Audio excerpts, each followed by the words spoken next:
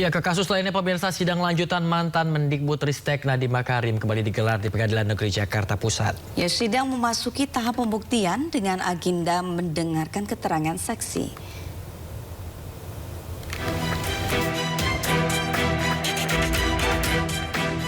Sidang Nadiem Makarim memasuki tahap pembuktian. Sidang ini diawali dengan mendengarkan keterangan saksi-saksi yang dihadirkan.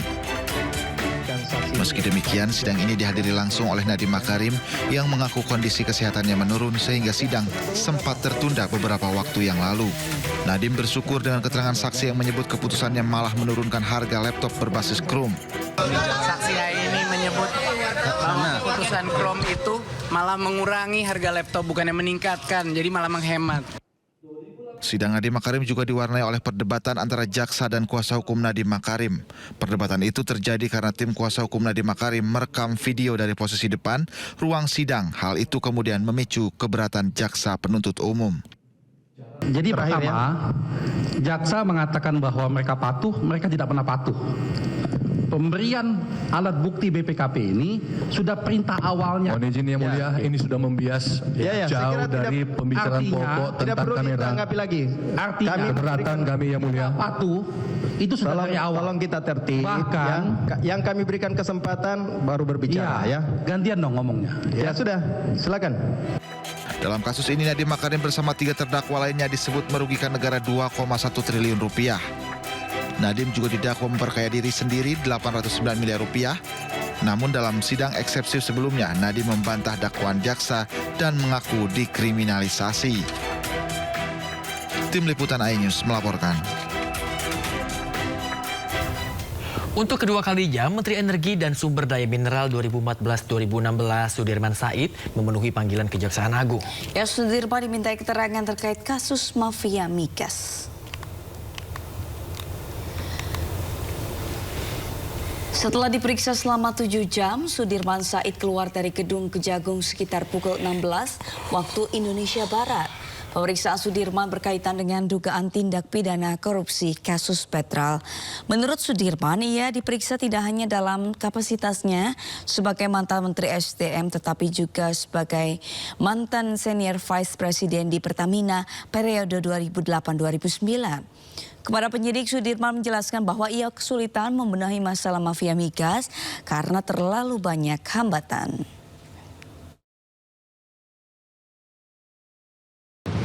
Secara umum saya menjelaskan begini.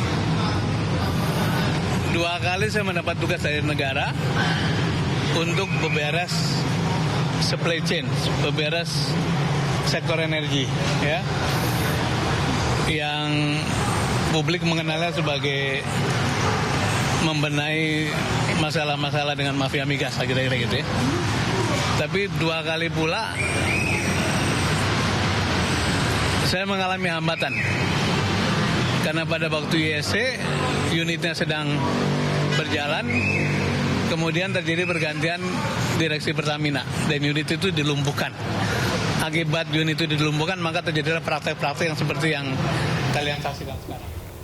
Pemirsa, Mahkamah Konstitusi menolak gugatan yang dilayangkan oleh Bonatua Silalahi terkait ijazah Capres-Cawapres wajib dilakukan autentikasi faktual.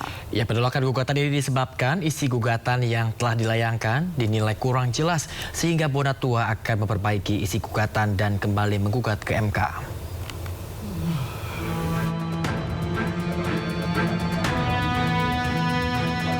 Gugatan yang dilayangkan oleh pengamat kebijakan publik Bonatua Silalahi terkait kewajiban proses autentikasi ijazah calon presiden dan calon wakil presiden ditolak oleh Mahkamah Konstitusi. Penolakan permohonan ini karena hakim menilai isi gugatan yang telah dilayangkan tidak jelas.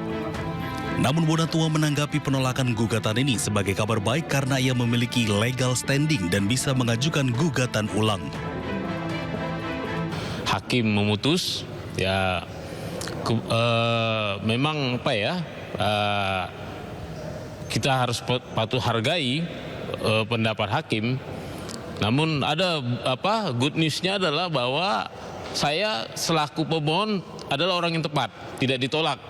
Artinya legal standing saya sudah terpenuhi. Dan kedua adalah bahwa selaku subjek yang saya uji juga itu tepat di sini di Mahkamah Konstitusi, tidak ditolak juga. Kendalanya adalah cuma satu, yaitu saya itu permohonan saya tidak diterima dengan alasan secara formil, obskur, kurang jelas ya. Artinya permohonan yang saya susun itu dianggap tidak begitu jelas ditanggap oleh hakim. Dan ini good newsnya lagi bahwa ya berarti saya tinggal mengajukan lagi nanti. Sebelumnya Bonatua melayangkan gugatan ini untuk memastikan ijazah calon presiden dan calon wakil presiden terbukti asli dan autentik. Dari Jakarta, Jessica Winoto, Oki Mahendra, Ari Setiawan, iNews melaporkan. Mantan Wakil Menteri Ketenagakerjaan Immanuel Ebenezer menjalani sidang perdana di Pengadilan Tipikor Jakarta. Ya, Noel terancam hukuman minimal 4 tahun, mengaku bersalah menerima uang 3,3 miliar rupiah.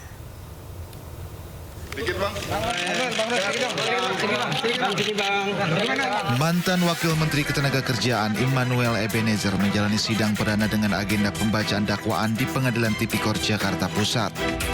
Dalam sidang, Noel mengaku bersalah menerima uang 3 miliar rupiah. Noel juga mengatakan akan bertanggung jawab atas perbuatan yang ia lakukan. Penuntut umumnya juga luar biasa. Pokoknya secara prinsip kita menghargai hukum yang sudah berlaku. Gitu. Apalagi ini perbuatan saya kan, saya akui saya bersalah. Nah ini kita harus berani bertanggung jawab terhadap perbuatan yang saya lakukan.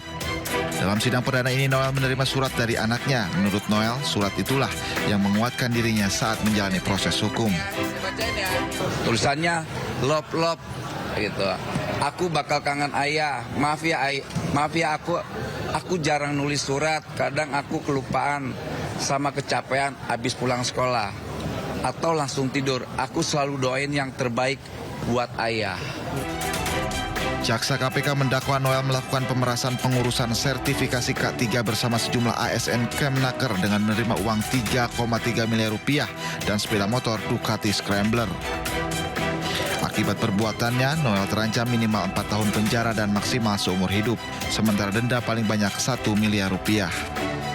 Tim Liputan iNews melaporkan. Mantan Wakil Menteri Ketenagakerjaan yang juga terdakwa korupsi K3 Immanuel Ebenezer atau Noel menyebut ada satu partai dan satu ormas yang terlibat dalam korupsi pemerasan pengurusan sertifikat K3.